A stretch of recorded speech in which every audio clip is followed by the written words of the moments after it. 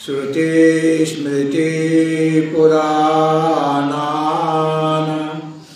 आलयं करुणालयं नमामि भगवत्पादं शङ्करं लोकशङ्करम् अखण्डमण्डलाकारं व्यक्तं येन चराचरं तत्पदं दर्शितं येन तस्मै श्री गुरवे नमः। मंचे उपविष्ट त्यागेर प्रतीक स्वरूप सन्यासी वृंद, गीता प्रेमी भगवत भक्तजन एवं शक्ति स्वरूपिणी मातृमंडली, श्री श्री गीता जयंती महोत्सव उपलक्षे जे अनुष्ठानेर आयोजन करा हयेछे आज तार तृतीय दिवस। এই দিনে সকালবেলায় তিনটি অধ্যায় সপ্তম অষ্টম এবং নবম এই তিনটি অধ্যায় নিয়ে তিনটি অধ্যায় সমেতভাবে পাঠ করা হয়েছে এবং সায়ংকালীন যে সত্র সেখানে মানে আজকের বর্তমানে ওই তিনটি অধ্যায়ের উপর আলোচনা করা হবে। আমরা গতকাল তিনটি অধ্যায় নিয়ে আলোচনা করেছিলাম, চতুর্থ পঞ্চম এবং ষষ্ঠ।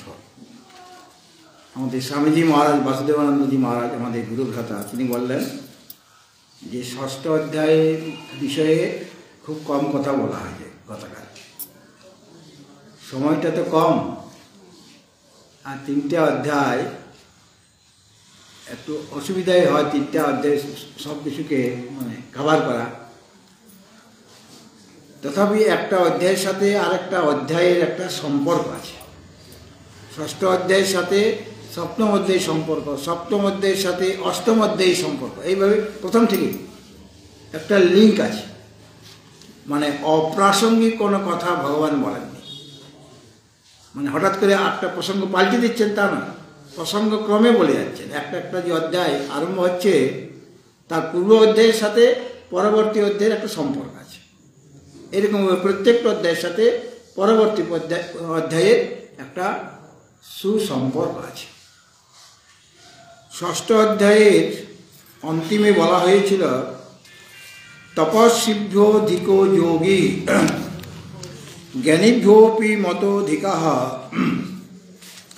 কর্মীভ্যস্যাধিকো যোগী তস্মাৎ যোগী ভবার্জুন।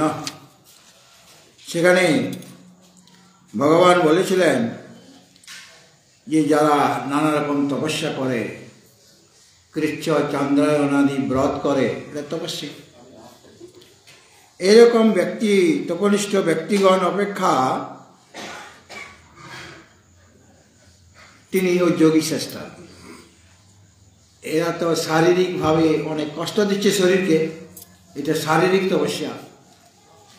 চন্দ্রায়ণাদি ব্রত এটা কঠিন তপস্যা। এরকম তপনিষ্ঠ যে যোগী, এরকম তপস্যায় রত যে যোগী মানে তপনিষ্ঠ যোগী অপেক্ষা তারা যোগী, তারা তপস্যা করছে, তদ অপেক্ষাও এই যে যোগীর কথা বলা হচ্ছে তিনি শ্রেষ্ঠ।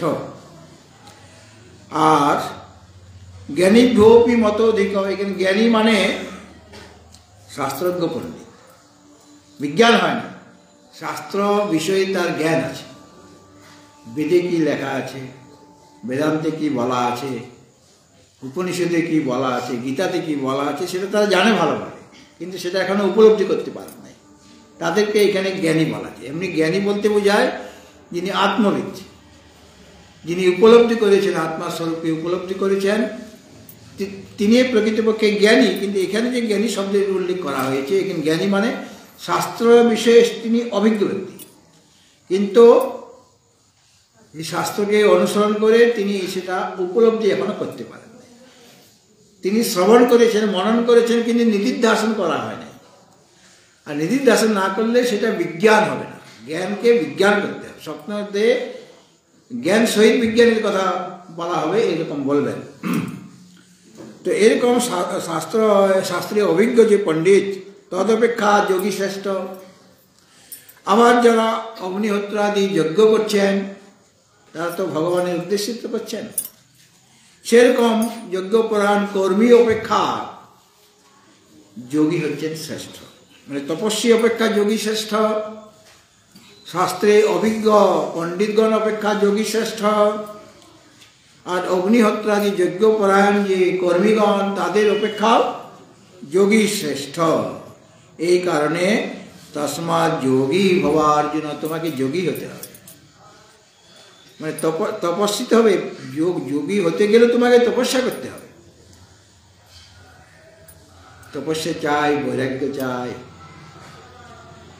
আর বৈরাগ্য না হলে জ্ঞান লাভ করা যাবে না। দুইটা জিনিস চাই। এই ষষ্ঠ অধ্যায়ে বলা হয়েছে, অর্জুন জিজ্ঞাসা করেছিলেন, চঞ্চলং হি মনঃ কৃষ্ণ প্রমাথি বলবদ্দৃঢ়ম তস্যাহং নিগ্রহং মন্যে বায়োরিব সুদুষ্করম।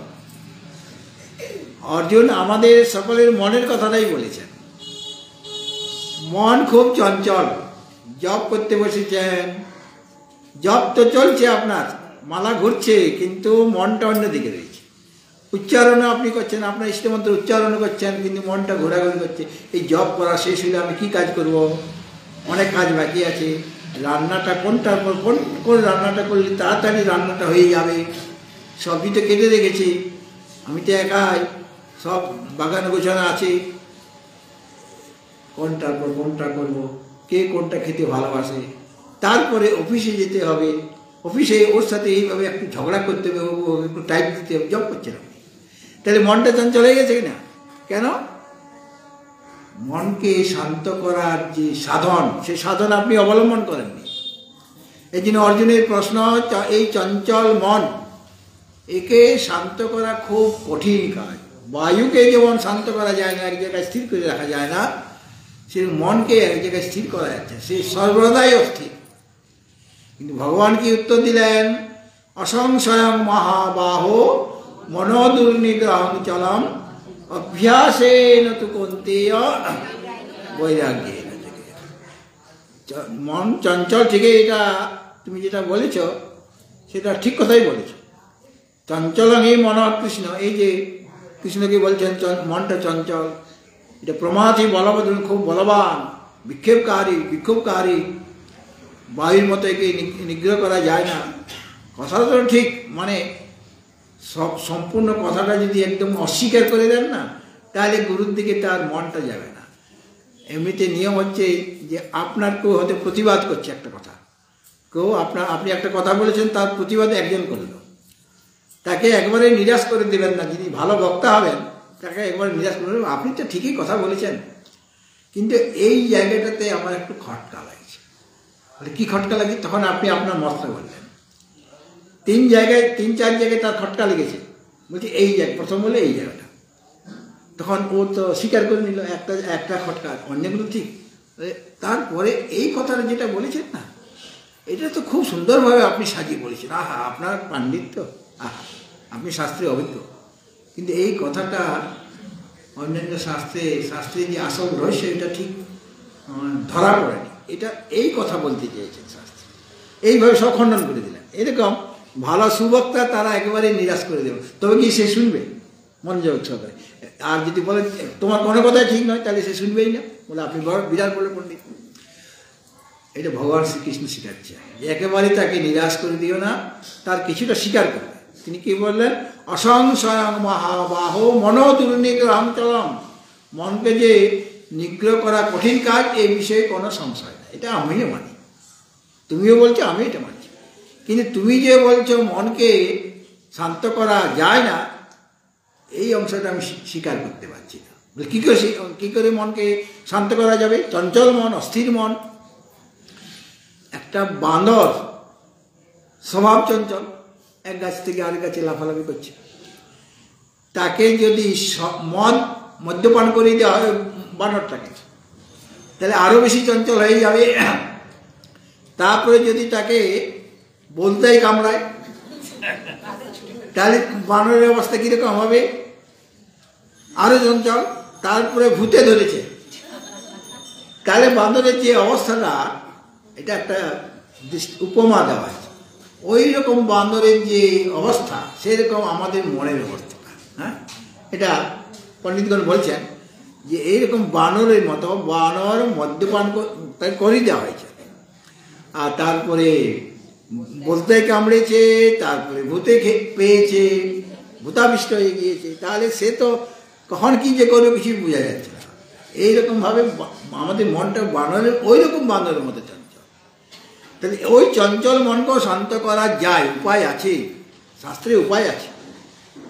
অভ্যাসে নতু কন্তেয় বৈরাগ্যে নচে, দুইটা উপায়, একটা অভ্যাস, একটা বৈরাগ্য। কিসের অভ্যাস?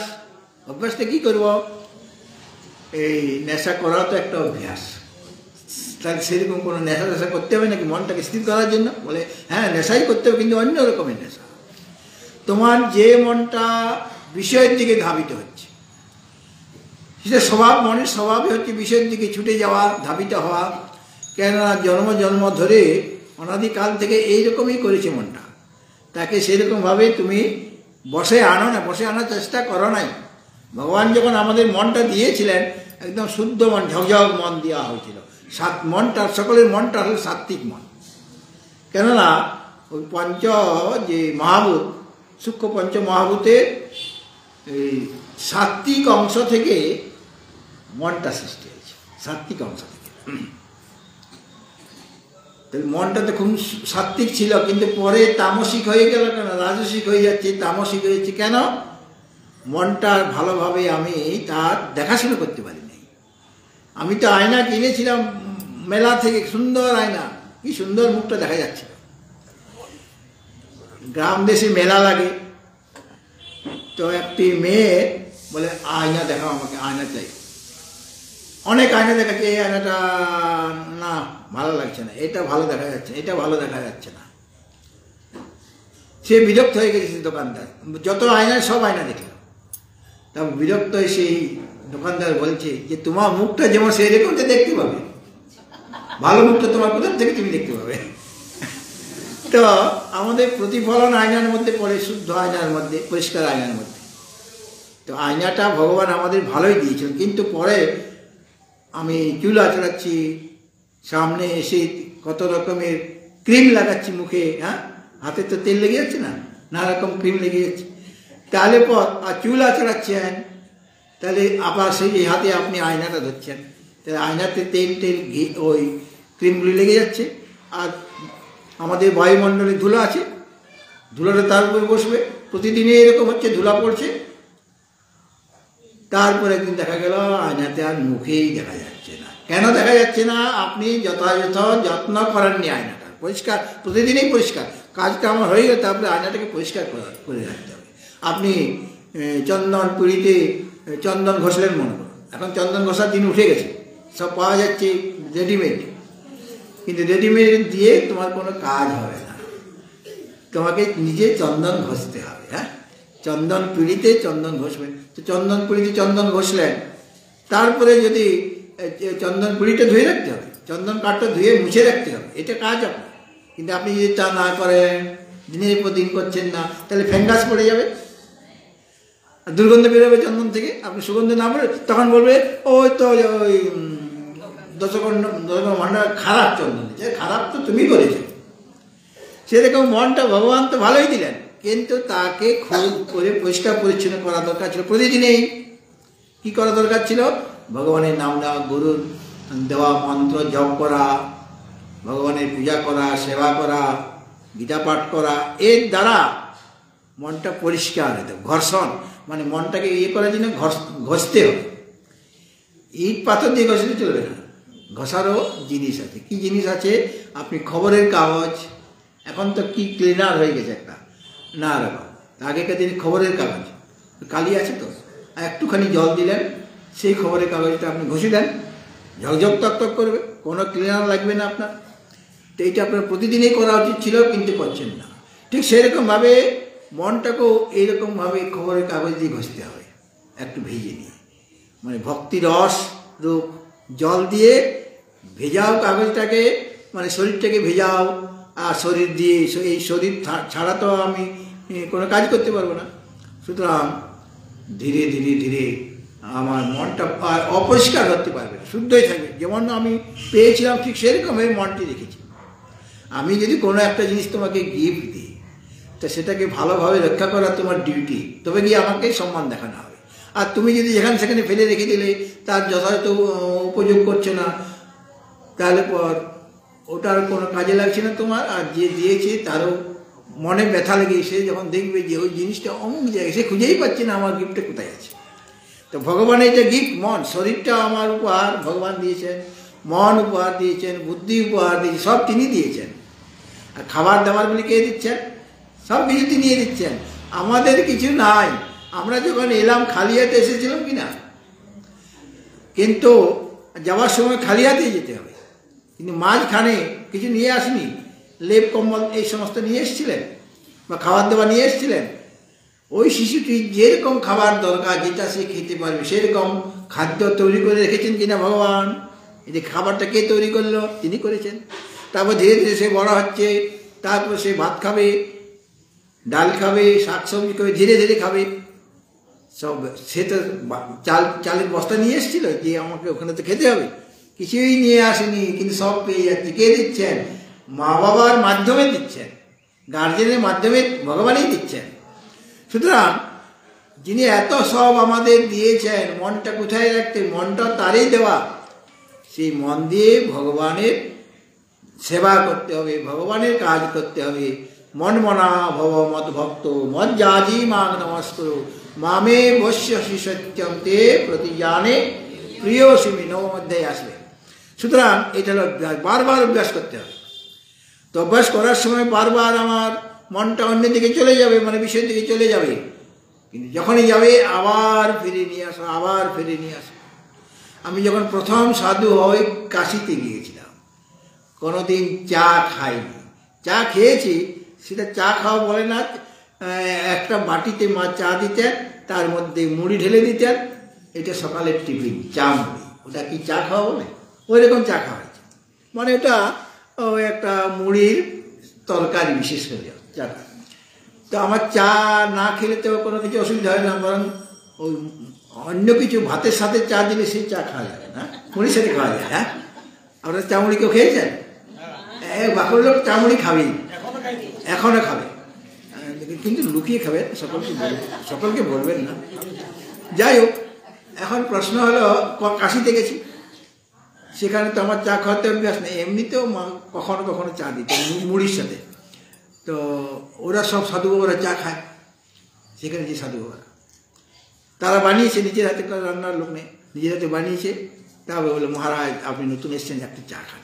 বলে না না, আমাকে চা দেবেন না, চা দেবেন না, আমাকে অসুবিধা হবে। কী অসুবিধা? বলে আমার জিভটা পুড়ে যাবে আর গালটাও কষা ছেড়ে যাবে, আমি গরমটা সহ্য করতে পারি না, চা খেলেই আমার শরীর খারাপ হবে।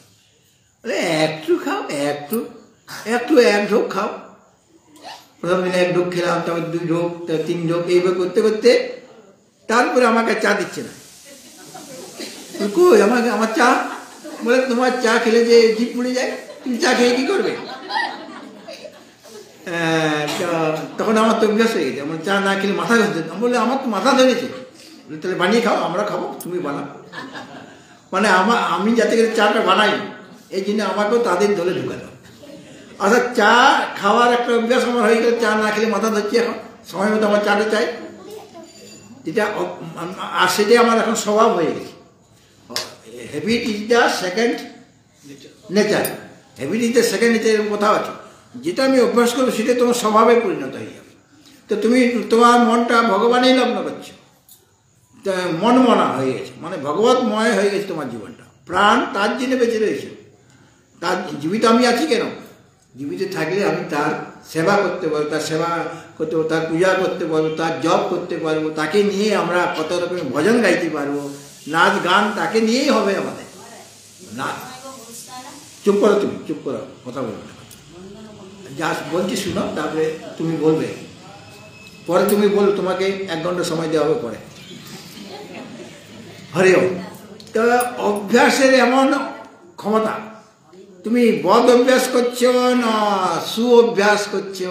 ভগবান এখানে অভ্যাস মানে শুভ অভ্যাস, মন্দ অভ্যাস নয়। মন্দ অভ্যাস মানে বিষয়ের চিন্তন করা, বিষয় কিভাবে লাভ হবে তার জন্য নানা রকম ফন্দি আটা বা বুদ্ধি খাটানো, ওটাও একটা অভ্যাস।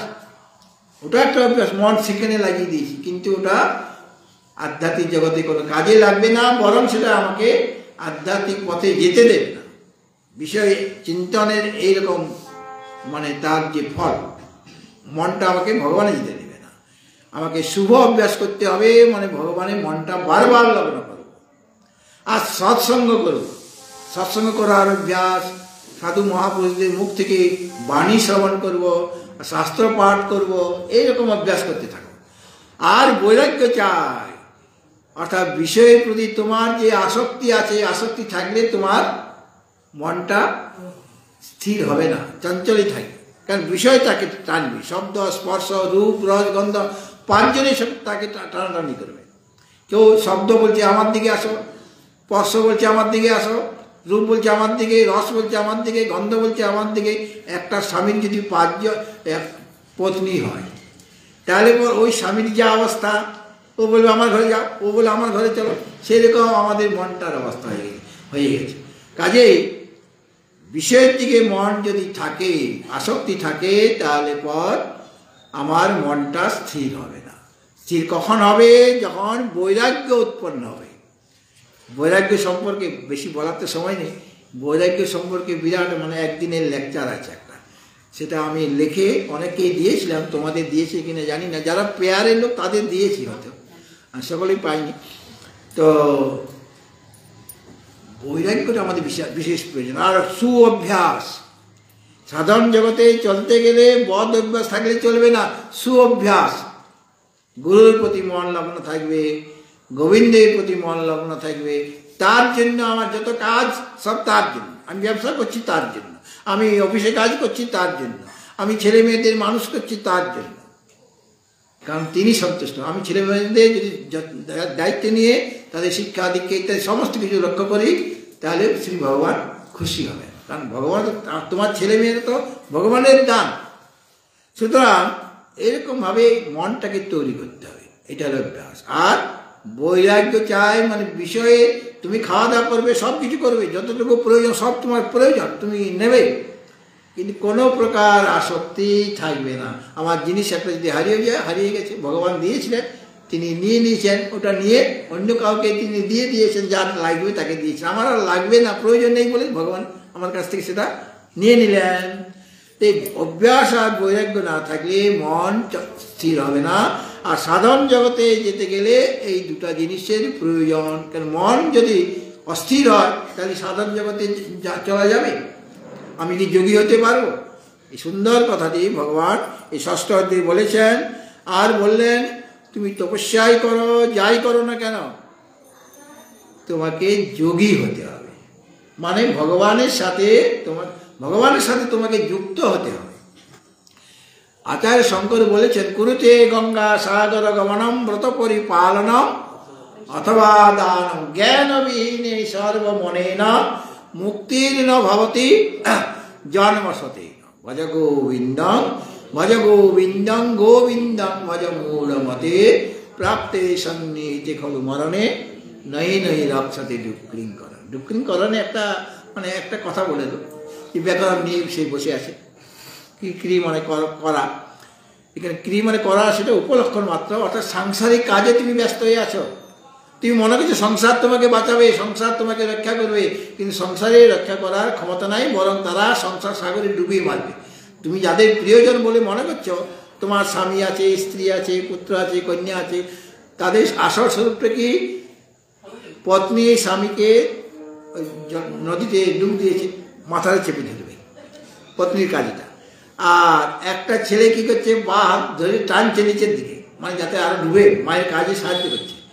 আর কন্যা সে আরেকটা হাত ধরে নিচে টানছে, যাতে করে উঠতে না পারে। সংসার সাগরে এমনভাবে সে ডুবে যায়, মানে তারা ডুবানো মানে কি, মাথা ধরে ডুবিয়ে দিচ্ছে, মানে তারা স্নেহ দ্বারা, মায়ার দ্বারা, মমতার দ্বারা, শ্রদ্ধার দ্বারা তাকে সংসারে আবদ্ধ করে রেখেছে।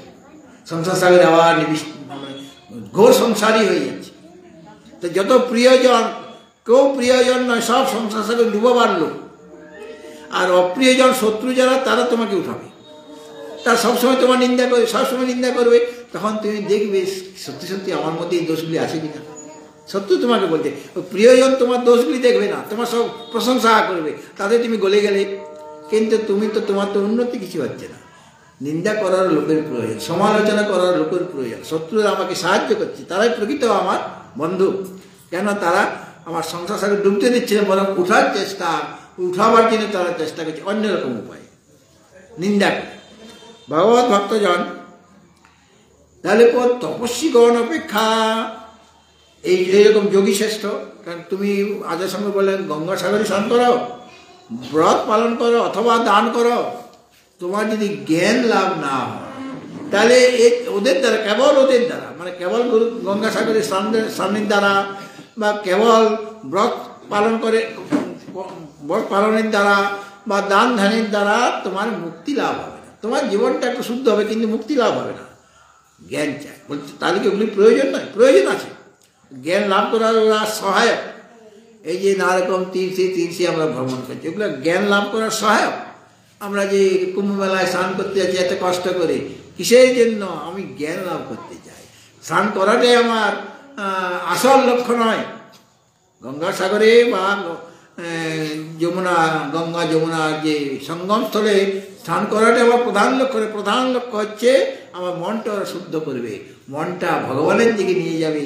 এত তো মহাপুরুষ, এত তো ভক্তজন সব যাচ্ছেন, ঠেলাঠেলি করে যাচ্ছেন, ভক্তদের স্পর্শ পেতে পেতে আপনি যাচ্ছেন, মহাপুরুষদের স্পর্শ পেতে পেতে সবাই ঠেলে ঠেলে আপনাকে নিয়ে যাচ্ছে ভিড়ের মধ্যে। আপনাকে চলতেই হচ্ছে না, আপনাকে ঠেলে ঠেলে সব নিয়ে যাচ্ছে ওই যমুনা। তুমি যাবে না, চলো আমরা সবাই মিলে তোমাকে নিয়ে যাচ্ছি, ঠেলে ঠেলে তোমাকে। তুমি রাস্তা চিনো না, রাস্তা চেনার দরকার নেই, তারাই ঠেলে ঠেলে তোমাকে রাস্তা দেখিয়ে দিয়ে নিয়ে যাচ্ছে, একদম গঙ্গার ঘাটে পৌঁছে দেবে। হ্যাঁ, হয় কিনা এরকম ভিড়ের মধ্যে? ঠিক এইটার প্রয়োজন আছে কি? এটা জ্ঞান লাভ করার সহায়। সুতরাং তপস্যা করা বা দান করা, ধ্যান করা, এগুলো সব সহায়ক। কিন্তু তোমার জ্ঞান লাভ না করলে মুক্তি, শতকোটি জন্ম তোমার মুক্তি হবে না। কাজে গোবিন্দের ভজন করো। এই জ্ঞান লাভ করতে গেলে গোবিন্দের ভজন করতে হবে, মানে ভগবানের ভজন না করলে, তার কৃপা না হলে জ্ঞান লাভ করা যাবে না। তিনি কৃপা করে জ্ঞান প্রদান করবেন। তমেব শরণং গচ্ছ সর্বভাবেন ভারত তৎপ্রসাদাৎ, তার প্রসাদে, মানে তার কৃপায় বা তার অনুগ্রহে, তৎপ্রসাদাৎ পরাং শান্তি স্থানং প্রাপ্স্যসি শাশ্বত। পরাশান্তি লাভ, তিনি উপদেশ দেবেন, তখন জ্ঞানের উপদেশ দেবেন। তদ্বিদ্যে প্রণিপাতেন, যেটা কালকে শুনেছেন, সেটা গুরু আমাদের উপদেশ দেবেন। তখন সেটা আমার অনুধাবন করার বা উপলব্ধি করার যোগ্যতা আমার এসে গেছে। সুতরাং তোমাকে যোগী হতে হবে। তস্মাৎ যোগী ভবার্জুন। তারপর যোগীর প্রশংসা করেছেন। যোগিনাম অপি সর্বেষাং মদ্গতেন অন্তরাত্মনা শ্রদ্ধাবান ভজতে ইয়ো মাং সমে যুক্ত তমো মতঃ। যিনি শ্রদ্ধার সাথে, ওই শ্রদ্ধাবান ভজতে ইয়ো মাং, যিনি শ্রদ্ধার সাথে আমার ভজনা করবেন এবং যুক্ত ওই মদ্গতেন অন্তরাত্মনা, মদগত হয়ে, মানে ভগবৎগত মন নিয়ে, ভগবৎগত চিত্তে যিনি আমার ভজনা করবেন শ্রদ্ধার সাথে, তিনি যোগিনাম অপি সর্বেষাং,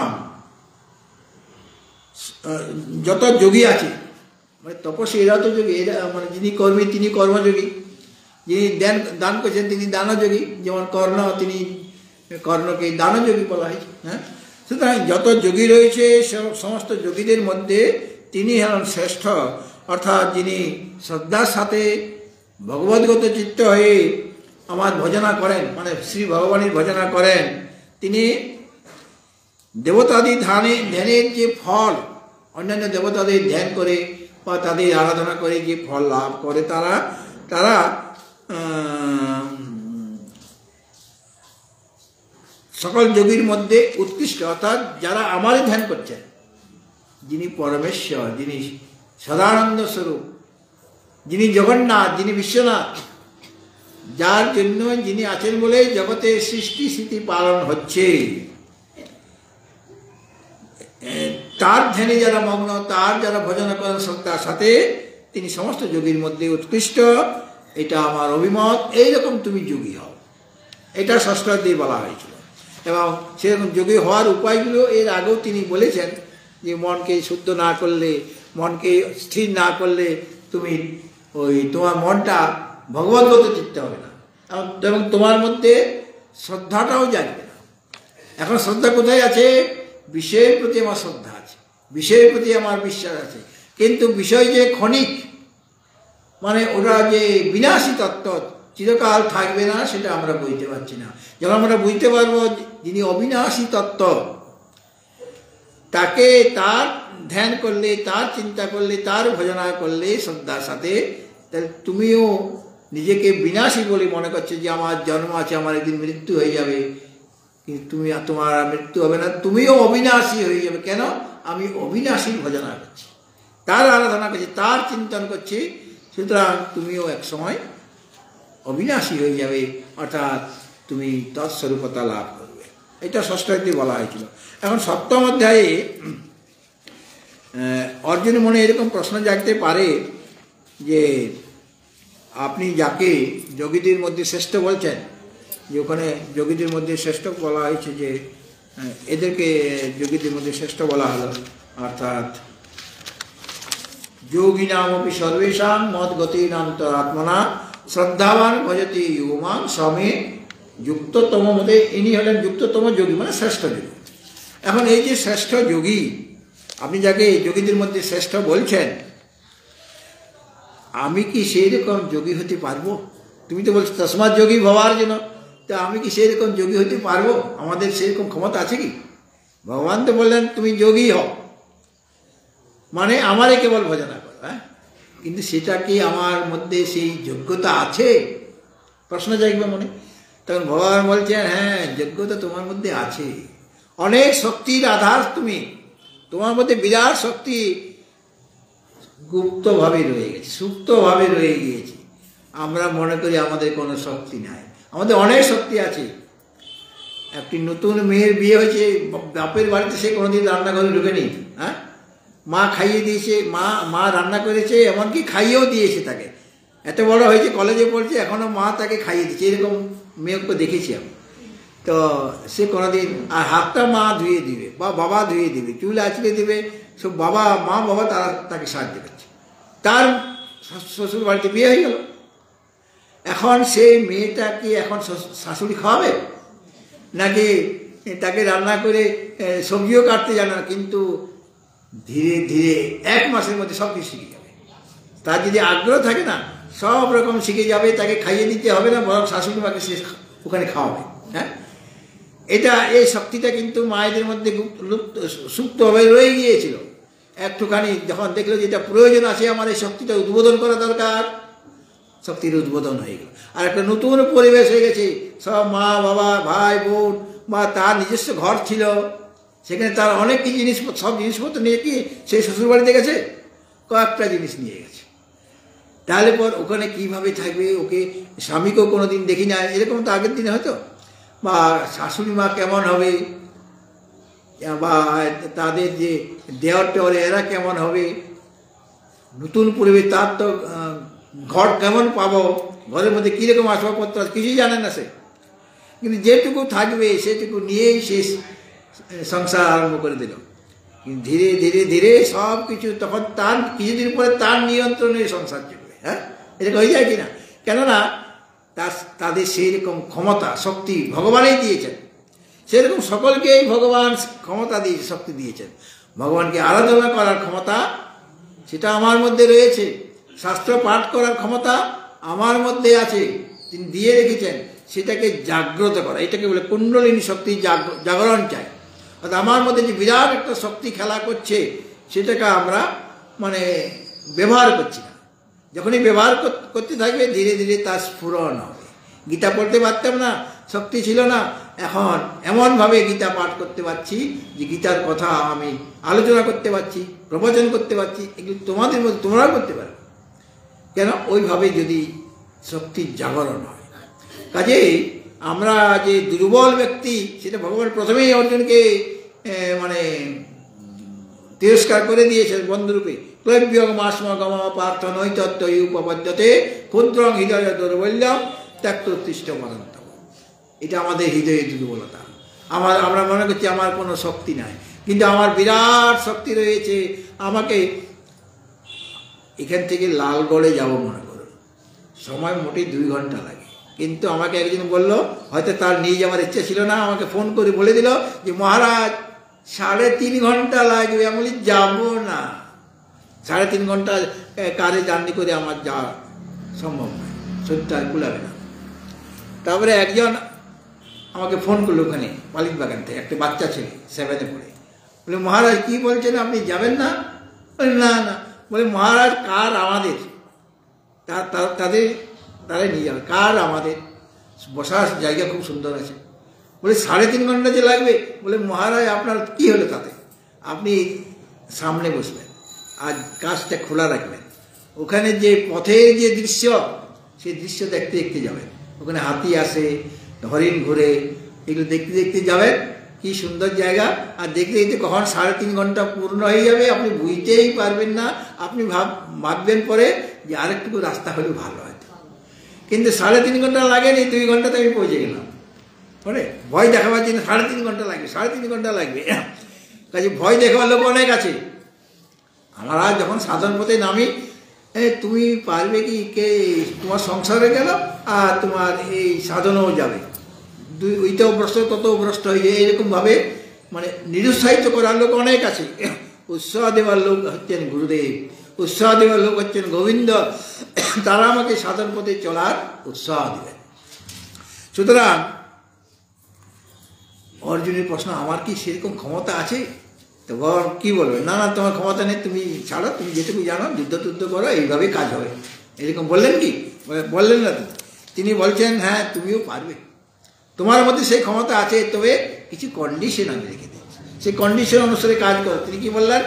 সপ্তম অধ্যায়ে প্রথমে ময়্যা সক্ত মনা পার্থ যোগম যুঞ্জন্মদাশ্রয় অসংশয়ং সমগ্রং মাং যথা জ্ঞাস্যসি তচ্ছৃণু।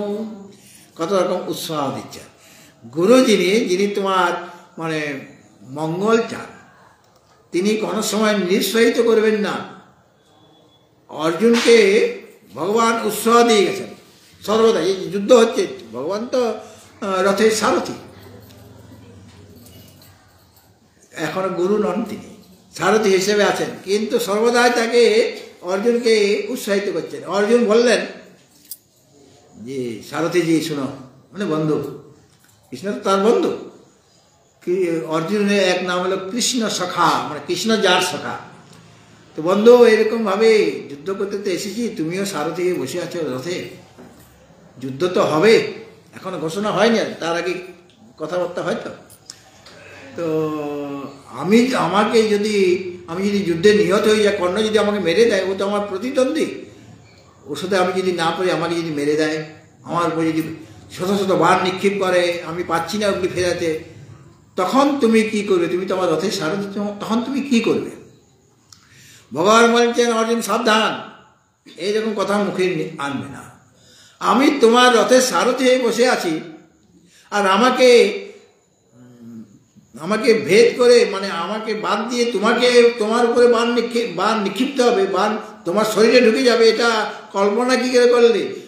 ওই বাণ যদি তোমার দিকে যায়, আমি শরীরটা পেতে দেবো, তোমাকে রক্ষা করার জন্য আমি আমার শরীর পেতে দেবো, বাণ তোমার কাছে যাবে না। কাজে তুমি এইরকম সংশয় রাখবে না যে তোমার মৃত্যু হয়ে তুমি পরাজিত হবে, এরকম অশুভ ইচ্ছে দেখো না, এরকম কথা আর বলো না আমাকে। আমি থাকতে তোমাকে কেউ মারতে পারবে না, আমি তোমার রথের সারথি আছি। উৎসাহিত করলেন কিনা? তিনি পারবেন বা না পারেন, উৎসাহিত করলেন, তিনি পারবেন।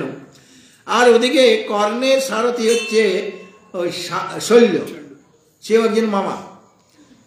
শল্য পাণ্ডবদের মামা, মানে সকলের মামা। বলে মামা, এই যুদ্ধে তো আমার প্রতিদ্বন্দ্বী অর্জুন যদি আমাকে উপর বাণ নিক্ষেপ করে, আমি যদি পরাজিত হয়ে যাই, অর্জুনের সাথে যদি যুদ্ধ না করতে পারি ঠিকভাবে, সেই যে আমাকে মেরে ফেলে, তুমি কি করবে মামা? বলে চাচা, আপন প্রাণ বাঁচা, আমি তোমার রথ ফেলে দিয়ে পালাবো, ওকে থাকবো না। তাহলে কীরকমভাবে কর্ণকে নিরুৎসাহিত করে দিলেন কি না? আসলে মামা ওই কারণে আছে, তার তো পাণ্ডব পক্ষে যোগদান করার কথা ছিল, সেইভাবে আসছিল, কিন্তু পথে দুজন ধরেছে তাকে, আর অনেক মানে তোষামুদি করেছে। মামা মামা আমার তো আপনাদের ভাগ্নে, আপনি আমাদের পক্ষে যদি আসেন, বলে ঠিক আছে, তুমি তো ভাগ্নে, যখন ওখানে গেলেও ভাগ্নে আর কৌরব পক্ষে গেলেও ভাগ্নে, তা আমি তো মামা হয়েই থাকবো। কিন্তু সেটা তো সে মন থেকে বলছে না, সে তো পাণ্ডব পক্ষে যুদ্ধ করবে, এই জন্য মনটা পড়ে আছে পাণ্ডব পক্ষে, সে কর্ণকে নিরুৎসাহিত করছে, দুর্বল হয়ে গেল। অর্জুন শক্তি ফিরে পেল, তার ওইরকম প্রশ্নই আর মনে যাচ্ছে না, আর কর্ণ দুর্বল হয়ে গেল। কর্ণকে দুর্বল করে দেওয়া লোক অনেক ছিল, মাতা কুন্তী দেবীও তাকে দুর্বল করে দিল। এতদিন পরিচয় দেয় না, যখন যুদ্ধ লাগবে তখন পরিচয় দিচ্ছে, তুমি আমার বড় ছেলে আর ওরা তোমার ভাই, ছোট ভাই।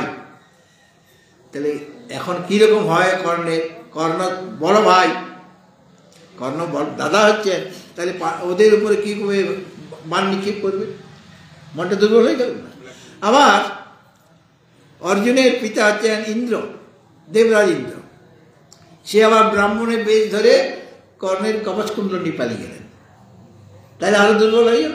কবচকুণ্ডল নাই, যেগুলি তাকে রক্ষা করতে, কবচকুণ্ডল নাই। আবার পরিচয় জানা হয়ে গেছে, ওরা আমার ছোট ভাই, ছোট ভাইয়ের উপর কীভাবে মান নিক্ষেপ করবো? তিনি কুন্তিমাকে কথা দিয়েছিলেন যে মা তুমি ভেবো না, কুন্তি দেবী বলছে তুমি আমাদের পাণ্ডবপক্ষে এসে যাও, বলে না এটা সম্ভব নয়, কেন ওরাই আমাকে সেরকম সম্মান দিয়ে রেখেছে, যখন আমার প্রয়োজন ছিল আমার পরিচয়, তখন তো তুমি আমাকে পরিচয় দাও নাই, আমার পরিচয় তখন তুমি দিতে তাহলে আমাকে সমাজের মধ্যে লজ্জায় পড়তে হতো না। কিন্তু দুর্যোধন আমাকে সম্মান দিয়ে, সে একটা রাজ্য আমাকে দিয়েছে, অঙ্গরাজ্য দিয়ে দিয়েছে, আমাকে সম্মান করেছে, কাজে এখন যেতে পারেন। তবে হ্যাঁ, তোমার 5টা পুত্র থাকবে, হয় অর্জুন থাকবে কিংবা আমি থাকবো, 5 জনই থাকবে তোমার। এই জন্য যুধিষ্ঠির মহারাজ বা ভীম এদেরকে তিনি মারেন, তার মারার সুযোগ অনেক এসেছিল, কিন্তু ছেড়ে দিয়েছেন ওদের, কারণ কথা দিয়েছেন তিনি। সুতরাং ওই তুমি পারবে, তুমিও যোগী হতে পারবে, কিন্তু কিভাবে? ময়্যা সপ্তমনা পার্থ যোগং যুঞ্জন মদাশ্রয় অসংশয়ং সমগ্রং মাং যথা গ্যাস্যসি তচ্ছিনু। তাহলে ভগবান ভক্তদের উৎসাহ দেন সর্বদাই। হ্যাঁ, ভগবানের যখনই আমি নাম জপ করছি, তার সেবা করছি, তিনি আমাকে উৎসাহিত করবেন, মানে আরও সেইভাবে আমার মনকে প্রসন্ন করে দেবেন। হ্যাঁ, তাহলে আমি উৎসাহ হয়ে গেলাম। আমার ভগবানের পূজা করার পূর্বে আমার মনটা খারাপ ছিল, আমি ভগবানের পূজা করলাম, গীতা পাঠ করলাম, জপ করলাম, মনটা প্রসন্ন হয়ে গেল, আনন্দ হয়ে গেল। তাহলে ভগবান আপনাকে প্রসন্ন করে দিলেন কি না, মানে আপনাকে উৎসাহিত করলেন যে তুমি এগিয়ে যাও, এগিয়ে যাও, তোমার মনের দুঃখ কিছুই থাকবে না, আমার পূজা করবে, আমার সেবা করবে, তাতেই তোমার আনন্দ হবে, তুমি সাধন পথে এগিয়ে যাবে, তিনি সর্বদাই উৎসাহ দিচ্ছেন। আর মামা হলে ওইরকমভাবে, মামা ধরলে ওইরকমভাবে তোমাকে নিরুৎসাহিত করে দেবে, মানে যারা নিজেরও জানে না, নিজেরও সাধন ভজন করে না, আর অন্যকেও সাধন ভজন করতে দেবে না। হ্যাঁ, আমি যখন নতুন আসি, পড়াশোনা করবো, একটা এরকম ইচ্ছা, বেদান্ত পড়বো, তো গেছি কাশিতে, যে তখন যারা ছিলেন সেই সময় তাদের পড়াশোনার ধার ধারে না। আমি বললাম এখানে পড়াশোনার ব্যবস্থা নাই, বলে পড়াশোনা করলে তুমি ঘরে থাকলে না কেন, এখানে কি জন্য এসেছ, যাই ঘরে যাও, ঘরে যাও। তারা তো কোনোদিন পড়াশোনা মারতেই জানে না, তারা আমাকে নিরুৎসাহিত করে দিলেন। তারপর আরেকজন আমার গুরু ভাই, যিনি ওই সময় ঋষিকেশে ছিলেন, তিনি ফিরলেন কাশিতে সমাধি মারা, তিনি ফিরে বললেন রাম তোমার মনটা খারাপ করলো, তুমি পালাবো বলে, আমি তো এসেছিলাম বেদান্ত পড়বো, এখানে তো পড়ার কোনো সুযোগ নাই। আর স্বামী বললেন ঘরে থেকেই পড়াশোনা করা যাবে, বলে না না, ঘর থেকে পড়াশোনা করা যাবে না, এগুলি তুমি পড়বে, বলে হ্যাঁ, বলে চলো চলো আমি তোমাকে দেখাচ্ছি কোথায় পড়তে হয়। তিনি তখন সেই স্কুলে নিয়ে গেলেন, বিদ্যালয়ে নিয়ে গেলেন, সংস্কৃত বিদ্যালয়ে। তাতে করে আমার মনটা উৎসাহিত হয়ে গেল, তখন আর ঘর যাবার নাম করছি না, কারণ একটা উৎসাহ দেওয়ার লোক আছে। আবার গুরুদেব তাকে নির্দেশ দিচ্ছেন যে ওর যেন কোনো অসুবিধা না হয়, পড়াশোনা যেন ঠিকমতো করতে পারে, কাজে আরও গুরুদেবও উৎসাহ দিলেন, গুরু ভাই উৎসাহ দিলেন, মানে উৎসাহ দেওয়ার লোক চাই। নিরুৎসাহিত হয়ে গেলে সাধন ভজন আমার ঠিকমতো হবে না। সুতরাং এখানে ভগবান বলছেন মই আসক্ত মনা, আমাতে তোমার মনটা, আমাতে মানে শ্রী ভগবানে আসক্ত মনা, তোমার মনটা আসক্ত হবে মানে নিবিষ্ট হবে, মনটা ভগবানের নিবিষ্ট, মানে ভগবানের চিন্তন করবে, ভগবানের স্মরণ। শ্রবণং কীর্তনং বিষ্ণু স্মরণং পাদ সেবনং অর্চনং বন্দনং দাস্যং সখ্যম আত্ম নিবেদন। এইভাবে সর্বদাই নবদা ভক্তি বলা যায়। এইভাবে যে কোনোভাবেও তোমাকে ভক্তি করতে হবে, মানে ভগবানের ভজনা করতে হবে। তা তোমার মনটা আমাতে আসক্ত, মানে আমাতে নিবিষ্ট চিত্ত করো।